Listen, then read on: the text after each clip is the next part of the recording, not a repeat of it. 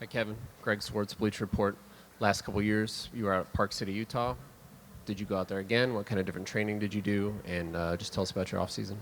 No, most of my summer was spent on the West Coast. I was able to get a lot of work done there. Alex Moore, our sports performance director, was with me the whole time. We got in a few really good training blocks and feel healthy and excited to start the season here. Jason Lloyd, The Athletic. How are those chips? Really good. I'm hungry. How do you process everything that happened this summer? You're back, but it was touch and go there for a while, and Kyrie not being here, it's just been a crazy summer all the way around. And just Groundhog's Day. Another summer, more Kevin Love trade rumors. Right. That's all it is. No, it was. I guess as a whole, the league, it was pretty unprecedented. How much movement happened, trades, acquisitions, and things of that nature. It was seemed like every week there was some, not just movement and that sort of thing happening, but big events and in our sport. So I knew it drew a lot of attention throughout. Even yesterday with Dwayne getting a buyout, that's just so many things were so recent and top of mind that it made for a very interesting off season, to say the least.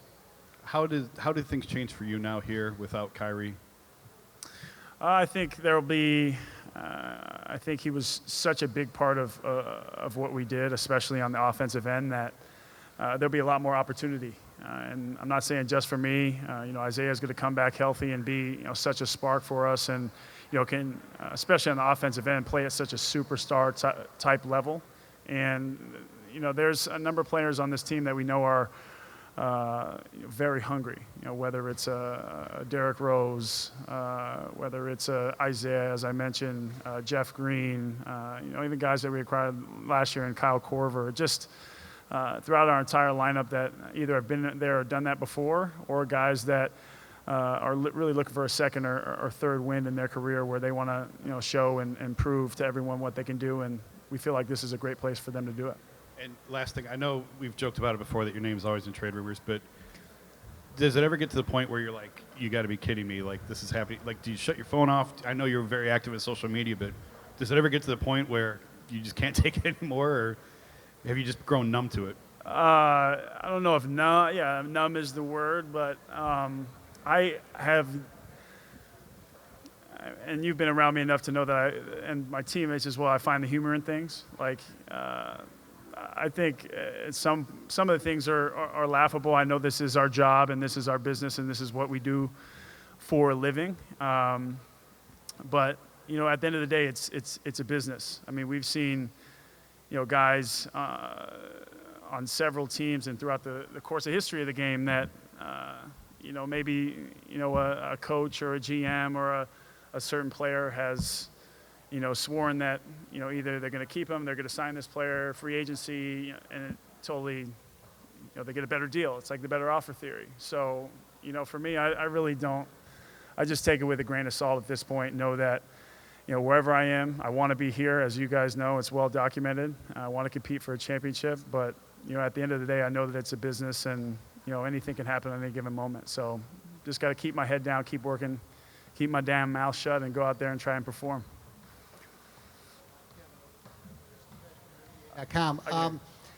Given what's going on in the league this summer and with this team this summer, we're in an era of shorter contracts. Does it kind of nudge players to think about, I got to look out for myself here, or I have the opportunity to look out for myself here, and almost push people to think about movement rather than continuity? Yeah, I think it somehow, or in some ways, depends on. There's always exceptions, but where you are in your career, I guess, in some cases. But for me in particular, I looked at it like, when I decided I wanted to, really be on a contender and a championship level team, it's because I was, is tired of losing. Some guys are going from winning situations to different situations where they'll have a chance to win as well. So the parity and the continuity is maybe somewhat lost, but like I mentioned, this summer was really unprecedented. I don't know what it's going to look like going forward. I know some years will be different than others, but last offseason was wild. I mean, the numbers that were being thrown around in the cap really changed things, and this year with the different trades and so many high-level, top-tier players getting moved, it definitely changed the way that you look at it and think about it. You have seen Derrick Rose when he's been the best in the game, and you've seen him over the last 5-6 years as he's tried to come back from injuries. Where is he at right now in your assessment, and what kind of player does he need to be to best help this team?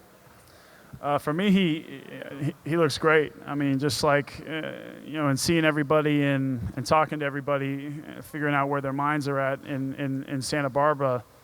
I mean, he's hungry, and that's what I meant, like getting a guy getting a second chance, so to speak, and a chance to compete for a championship. I think he's hungry for that. He's continued to be vocal about wanting to win, and I think he's gonna speak that into existence. He's very, very heady. He knows what he's capable of when he's healthy, and he's healthy now. And from what I saw in Santa Barbara, he looked great. And he's very eager to get out there and start things tomorrow.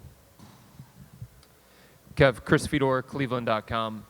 How did you find out about the Kyrie Irving trade? Where were you, and how would you describe your emotions when you did find out? Honestly, I don't remember where I was.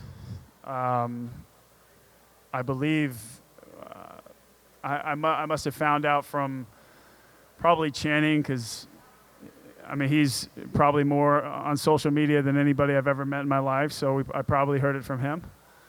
But the second part of that was my reaction to it. Yeah. I think it was evident that Kyrie was eager for a change and to be the Kyrie Irving I guess he always knew he could be. So for me, as far as it being a surprise, I don't know, but I wouldn't say I was too surprised, other than the fact that we had a great friendship, a great camaraderie, but you never know what's going on in somebody's head. You're good friends with Isaiah going back to your AAU time together. Right. The Cavs have told him, and Ty said today that they've told him to be aggressive and be himself and don't try and be Kyrie. Have you had conversations with Isaiah, and what have you told him about this place and this situation for him? Mostly that he's just going to have a lot of fun playing the game. I think that's kind of been the conversation, or the conversations that at least I've had, and the guys that we were with and at dinner with or in passing in Santa Barbara when we were all together. I think that was the biggest thing. Even like Jose Calderon. He's like, oh, I can't believe everybody's having so much fun being together. I've never quite seen an atmosphere like this. And we said, kind of like, you haven't seen anything yet, because we do have a lot of fun.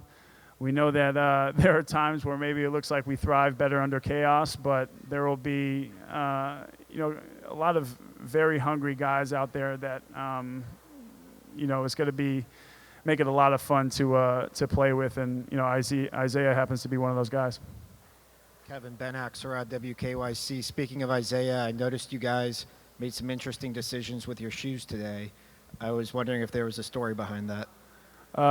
Well, the shoes that I had were outdated, and I didn't know what I'd be walking into in the locker room today. And actually, these are Channing Frye's shoes. So I looked over there and I looked at Bron. I said, "Hey, Bron, do you think Channing or myself, I should be wearing these?" And Bron said, "Yeah, you're gonna have to give those up." So that's the story behind those today. Any more questions? All right, thanks, Kevin.